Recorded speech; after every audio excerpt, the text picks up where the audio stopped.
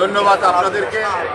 আপনারা যারা এখানে এসছেন, এত সাত সকালে একটা নির্বাচন উৎসবমুখর হওয়ার কথা ছিল, সেখানে আপনারা আসার কথা ছিল। অতি দুর্ভাগ্য বিষয় হচ্ছে যারা নির্বাচন প্রতিহত করেছে, নির্বাচন বানচাল করেছে, তাদের প্রতিবাদে আজকে আমরা মানববন্ধন করতে এসেছি।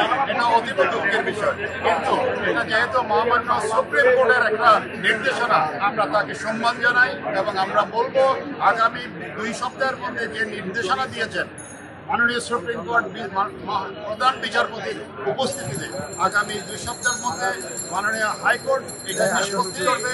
এই নিষ্পত্তি করার মধ্যে আমরা সম্মিলিত ব্যবসায়ী পরিষদের পক্ষ থেকে আগামীকালকে সহ আগামী 15 দিন 2 সপ্তাহ আমরা ক্রমান্বয়ে চট্টগ্রামের ব্যবসায়ী যারা আছেন, ভোটার যারা আছেন, প্রত্যেকের আমরা কাছে যাব এবং তার অংশ বিশেষে আগামীকালকে আন্দরকিল্লা, টেরিবাজার, খাতুনগঞ্জ, রাট্টায়, আমের মার্কেট সহ ওই অঞ্চলে যত ভোটার সদস্য সম্মানিত আছেন প্রত্যেকের কাছে আমরা পদযাত্রা করে, আমরা যারা এখানে আমাদের সাপোর্টার আছেন, আমাদের সম্মানিত ব্যবসায়ী নেতৃবৃন্দ আছেন এবং আমরা যারা ইলেকশন করতে দাঁড়িয়েছি সম্মিলিত ব্যবসায়ী পরিষদের প্যানেলে, আমরা সবাই কন্টিনিউয়াস আগামী 2 সপ্তাহ প্রোগ্রাম রাখবো এবং যদি কোনো ইলেকশন আগামী 15 দিনের ভিতর সিদ্ধান্ত না দেয়, তাহলে আবার সবাই সম্মিলিত ব্যবসায়ী পরিষদের পক্ষ থেকে চট্টগ্রামের, বৃহত্তর চট্টগ্রামের সকল ব্যবসায়ীদেরকে নিয়ে আপনাদের সামনে উপস্থিত হবো। এইভাবে আমরা কন্টিনিউ।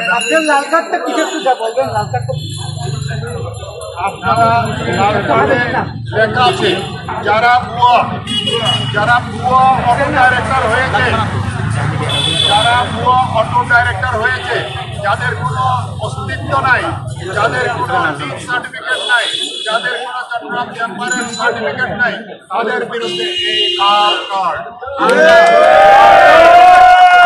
তাদেরকে কোনো অবস্থাতেই যাদের মেম্বার অ্যাসোসিয়েট এবং অর্ডিনারি ৬,৭০০ যারা সম্মানিত সদস্য ভোটার, তাদের যদি চেম্বারের সার্টিফিকেট দিয়ে নবায়ন করতে হয়, তাদের যদি অন্যান্য ডকুমেন্ট দিয়ে নবায়ন করতে হয়, তাদের যদি সেই সার্টিফিকেট দিয়ে নবায়ন করতে হয়, এই 6 জনের যদি কিছু না থাকে তাদেরকে কিভাবে এই নবায়ন করা হলো, তার বিরুদ্ধে প্রতিবাদ, এটা আমরা প্রতিহত করবো ইনশাআল্লাহ।